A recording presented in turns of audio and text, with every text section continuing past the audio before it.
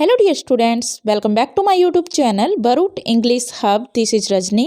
Dear students, आज के इस लेक्चर में हम डिस्कस करेंगे समरी को। तो देखिए ये समरी है जो किस पोएम से है, तो ये है आपकी नो देन दाई सेल्फ से। अब ये नो देन दाई सेल्फ पोएम है जो, तो ये आपकी किस सेमेस्टर में है, तो देखिए ये पोएम है जो ये आपके कौन से सेमेस्टर में है, तो ये है आपके BA थर्ड सेम में।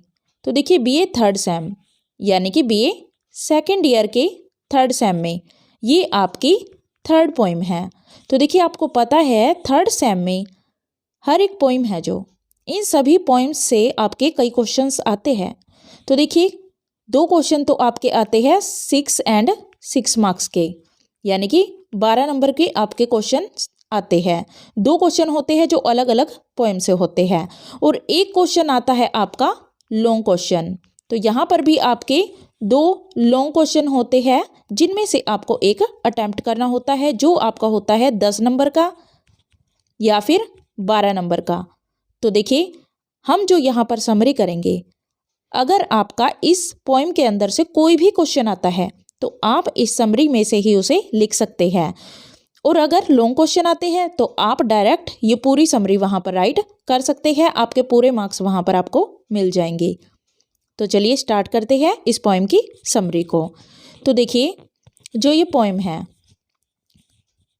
इसकी समरी की बात करें नो देन दाई सेल्फ की, नो देन दाई सेल्फ है जो इसकी समरी में स्टार्टिंग में देखिए आपको यहाँ पर क्या लिखना है, इस पोएम का नाम know then Dai self, know then Dai self, know then Dai self is a beautiful poem. ये एक बहुत ही सुंदर कविता है नो देन दाई सेल्फ, और किसके द्वारा रिटन है, तो ये लिखी गई है अलेक्जेंडर पोप के द्वारा। अलेक्जेंडर पोप के द्वारा ये पोएम लिखी गई है। अब देखिए जो ये अलेक्जेंडर पोप है ये बहुत ही फेमस पोइट थे, और किस एज के थे, तो ये न्यू क्लासिकल एज के एक फेमस पोइट रहे हैं।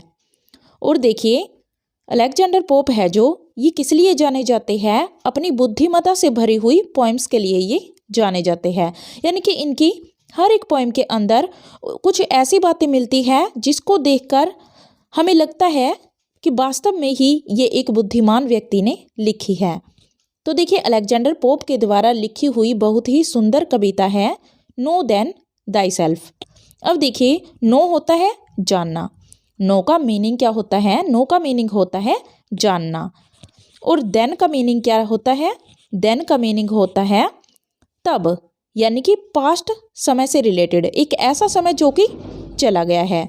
यानी पोइट है यहाँ पर एक ऐसे समय की बात करता है जो समय चला गया है। और क्या कहता है यहाँ पर पोइट, नो देन दाई सेल्फ, दाई सेल्फ मीन्स होता क्या है, दाई सेल्फ मीन्स होता है तुम्हारा, thy self means your self, your self, thy self means होता है योर सेल्फ, यानी तुम अपने पास्ट को जानो, खुद को जानो। यानी पोइट के कहने का डायरेक्ट मीनिंग यहाँ पर क्या है कि तुम अपने पास्ट को जानो और तुम खुद को पहचानो। किससे पहले, तो देखिए पोइट यहाँ पर कहता है कि तुम भगवान को जानने से पहले खुद को जानो। तो यही इस पोएम का मीनिंग है कि दूसरों को जानने से पहले, भगवान को जानने से पहले तुम खुद को जानो। और बहुत ही सुंदर कविता है अलेक्जेंडर पोप के द्वारा लिखी हुई। अब देखिए the poem is an extract taken from pops prominent work an essay on man. ये पोएम है जो बहुत ही खूबसूरत तो है ही, पर ये क्या है, एक छोटा सा एक्सट्रैक्ट है। एक्सट्रैक्ट क्या होता है, एक्सट्रैक्ट होता है अंश, छोटा सा एक हिस्सा, यानी एक बहुत बड़े पार्ट का छोटा सा हिस्सा, बहुत बड़ी चीज का बहुत छोटा सा हिस्सा, इसे आप कहते हैं एक्सट्रैक्ट मीन्स छोटा सा हिस्सा। Taken from pops prominent work, जो कि किससे ली गई है, पोप के, यानी अलेक्जेंडर पोप के एक बहुत ही प्रोमिनेंट, प्रोमिनेंट क्या होता है, प्रसिद्ध, प्रोमिनेंट मीन्स क्या होता है, प्रसिद्ध। ये पोएम है जो कहाँ से ली गई है, अलेक्जेंडर पोप के बहुत ही प्रसिद्ध वर्क से, वर्क यहाँ पर कोई काम नहीं है। वर्क का मीन यहाँ पर क्या होगा, क्या मीनिंग निकलेगा, तो वर्क का मीनिंग होगा एक जो लेख है, यानी कि एक पूरी बड़ी पोइम है, उसी में से ये पार्ट निकला हुआ है। और ये क्या है, तो ये वर्क क्या है, ये लेख क्या है, तो अलेक्जेंडर पोप ने क्या लिखा था, an essay on man, an essay on man, an essay on man epistle 2। तो देखिए ये जो पोइम है एक छोटा सा अंश है किसका, अलेक्जेंडर पोप द्वारा लिखे हुए एक बहुत बड़े वर्क का, जो बहुत ही प्रसिद्ध लेख था, उसका ये छोटा सा पार्ट है। और उस वर्क का नाम क्या था, an essay on man. Epistle 2 क्या है, तो देखिए जो ये एन एसे ऑन मैन है, इस एन एसे ऑन मैन के कितने पार्ट्स थे, तो इसके 4 पार्ट्स थे। कितने पार्ट्स थे, तो ये 4 पार्ट्स थे। इन 4 पार्ट्स में से अलेक्जेंडर पोप ने जो सेकंड पार्ट है उसमें से इस पोइम के छोटे से भाग को उठा लिया, यानी कि इस इतने बड़े वर्क में से 4 पार्ट में से जो सेकंड पार्ट था उसके एक छोटे से एक्सट्रैक्ट को, उसके एक छोटे से हिस्से को पोप ने उठाया है, कहाँ पर, इस पोइम के अंदर। यानी इसी वर्क का पार्ट है ये, इसी लेख का एक पार्ट है ये पोइम हमारी। अब देखिए इसके बाद, and the poem is taken from the first part of this work. अब जो ये एपिसल 2 है, कौन सा, एपिसल 2, एपिसल 2 के फर्स्ट पार्ट से ये कविता ली गई है। अब देखिए आपको समझ आया इतना, नो देन दाई सेल्फ यानी खुद को पहचानो, बहुत ही सुंदर वर्क है, किसके द्वारा रिटन है, अलेक्जेंडर पोप के द्वारा। The poem is an extract taken from pops prominent work an essay on man epistle 2। और ये अलेक्जेंडर पोप के बहुत ही प्रसिद्ध लेख एन एसे ऑन मैन के पार्ट 2 से ली गई है, एपिसल 2 से ली गई है।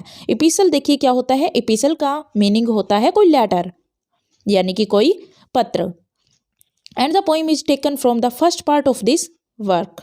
और ये पोइम है जो इस एसे के सेकंड पार्ट के फर्स्ट पार्ट से ली गई है, यानी एपिसल 2 के फर्स्ट पार्ट से ये पोइम ली गई है।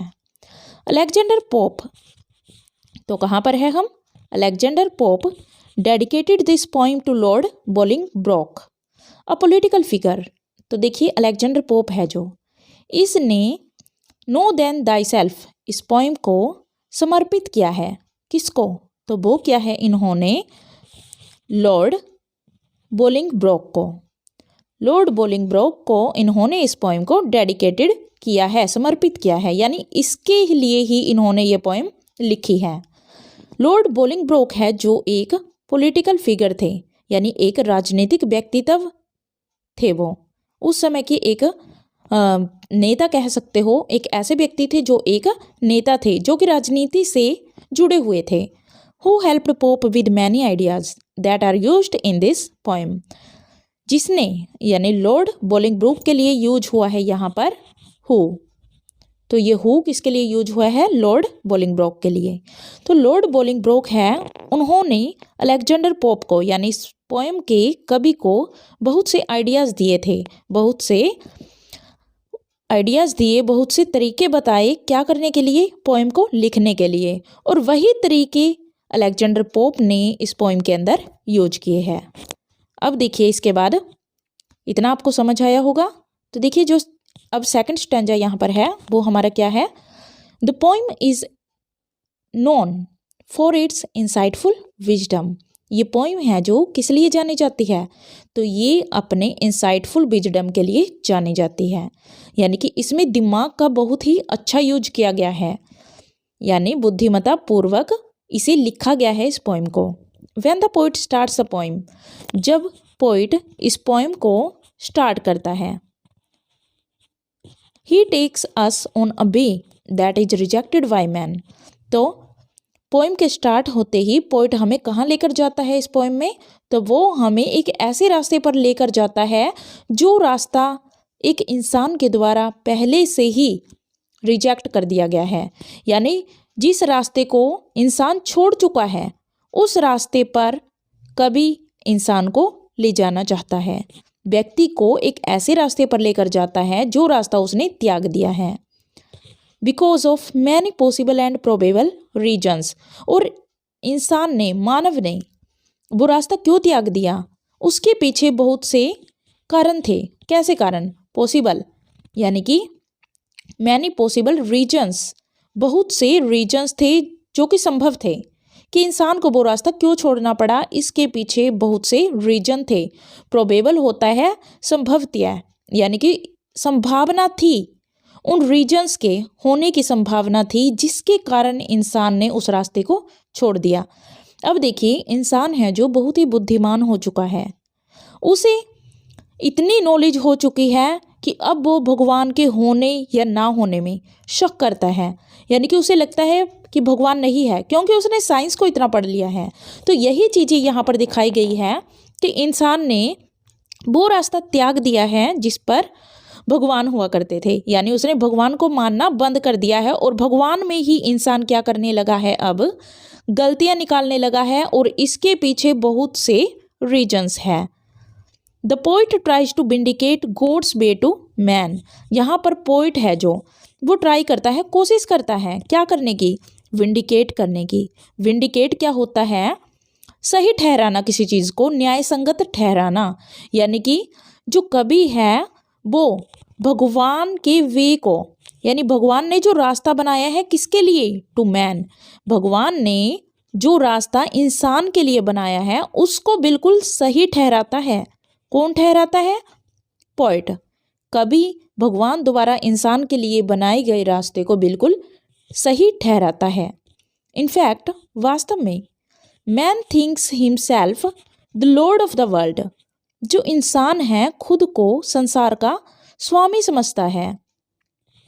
Yet he becomes a victim of his own creations, फिर भी इंसान खुद के द्वारा बनाई गई चीज़ों का क्या बन जाता है, शिकार बन जाता है। विक्टिम क्या होता है? विक्टिम होता है शिकार, कि इंसान क्या समझता है खुद को, इस दुनिया में, इस संसार में खुद को उसका मालिक समझता है। वो समझता है कि सारी दुनिया मेरी ही बनाई हुई है, मैं ही सब करने वाला हूँ, ना कि कोई भगवान। फिर भी वो इस दुनिया की ही चीज़ों का क्या बन जाता है, शिकार बन जाता है। एंड ही थिंक्स दैट, और वो क्या सोचता है, he claims to have only जज ऑफ द ट्रूथ, और वो क्लेम करता है, यानी वो दावा करता है और उसको पूरा विश्वास है और ऐसे व्यवहार करता है। वो बिहेव क्या होता है, कुछ व्यवहार करना, और वो ऐसे व्यवहार करता है जैसे कि दुनिया को जज करने के सारी सच्चाई, ट्रूथ होता है सच्चाई, दुनिया को जज करने की सारी सच्चाई उसमें ही है और वो ही दुनिया को जज कर सकता है, सारा फैसला दुनिया के लिए वो खुद ले सकता है, और वो इसे ही क्या सोचता है, सच सोचता है, सच मानता है।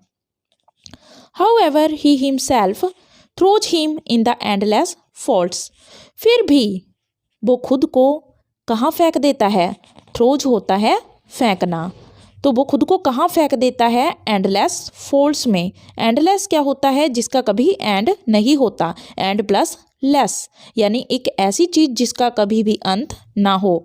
फॉल्ट्स क्या होते हैं, फॉल्ट्स होते हैं दोष, क्या होते हैं फॉल्ट्स, दोष, यानी कि इंसान खुद को अपने ही बनाए हुए जाल में फंसा लेता है और खुद को कहाँ फेंक देता है, थ्रो कर देता है, तो वो कर देता है अनगिनत दोषों के अंदर, यानी इतने दोषों में फंस जाता है, इतने गुनाहों में वो फंस जाता है, क्या समझकर, वो खुद को इस दुनिया का मालिक समझकर।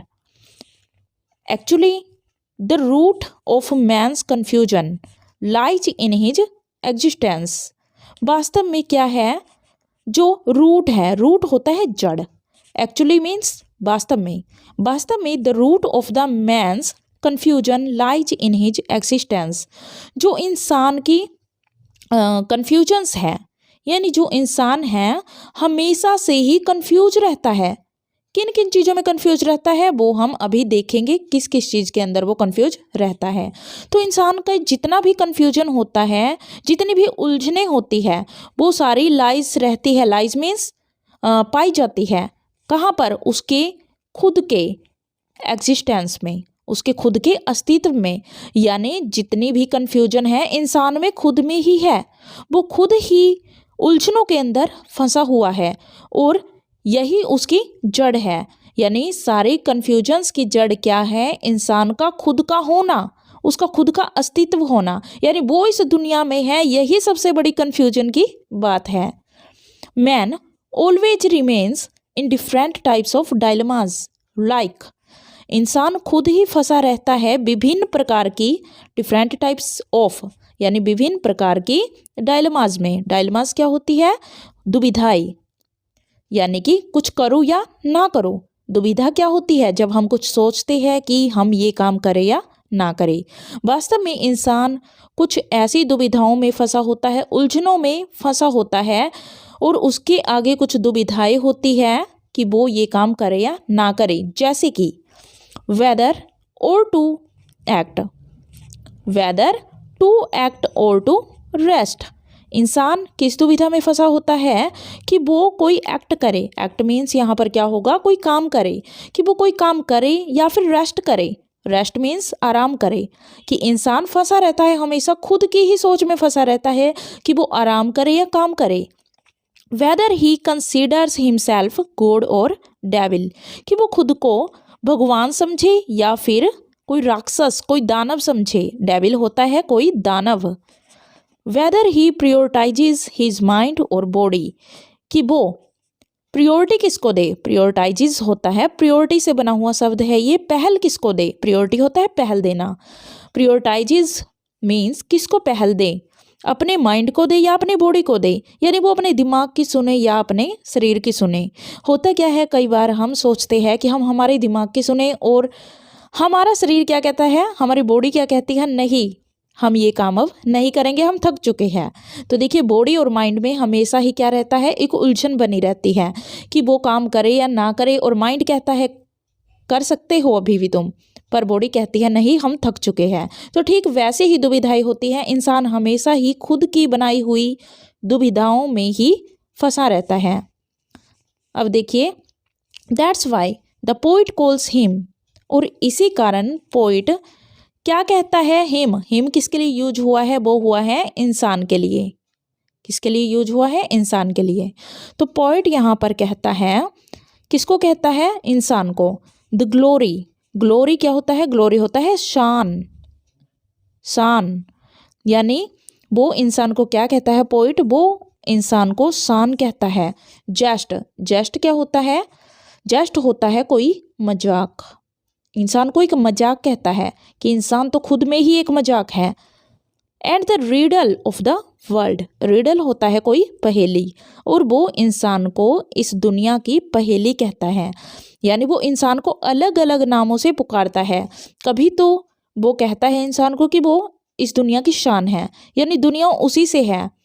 और दूसरी तरफ वो इंसान को क्या बताता है? एक मजाक बताता है कि दुनिया का सबसे बड़ा मजाक भी कौन है? तो वो इंसान ही है।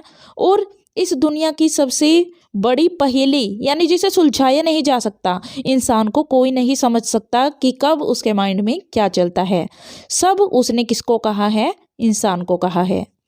मोर ओवर, और अधिक बात करें। मोर ओवर मीन्स क्या होता है? और अधिक कहे तो।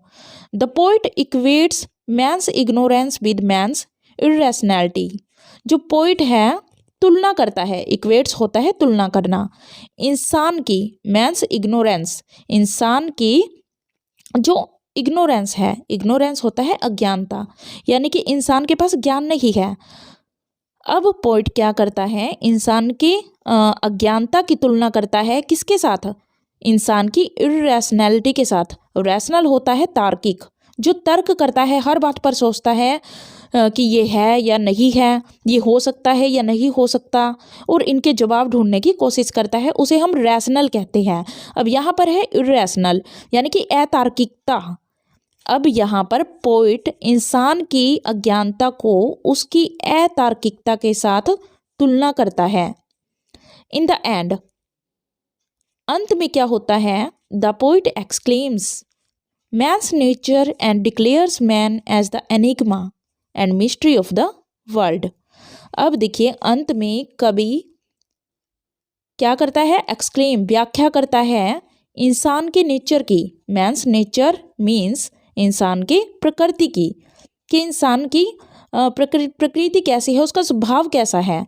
एंड डिक्लेयर्स मैन, और उसकी व्याख्या करने के बाद, यानी पोइट इंसान की प्रकृति की, उसके अस्तित्व की, उसके नेचर की व्याख्या करने के बाद क्या करता है, डिक्लेयर करता है, यानी कि अंत में अपना निर्णय देता है। Man as the enigma and the mystery of the world, कि जो इंसान है वो क्या है, इस वर्ल्ड की मिस्ट्री है और वही इसकी एक पहेली है। तो ये है हमारी पोएम, और इस पोएम की जो समरी है हम कर रही है। इस समरी के बाद कोई भी क्वेश्चन आपका आता है तो आप इसको कर सकते हो। और आई होप आपको सब कुछ अच्छे से समझ आया होगा। Thanks for watching.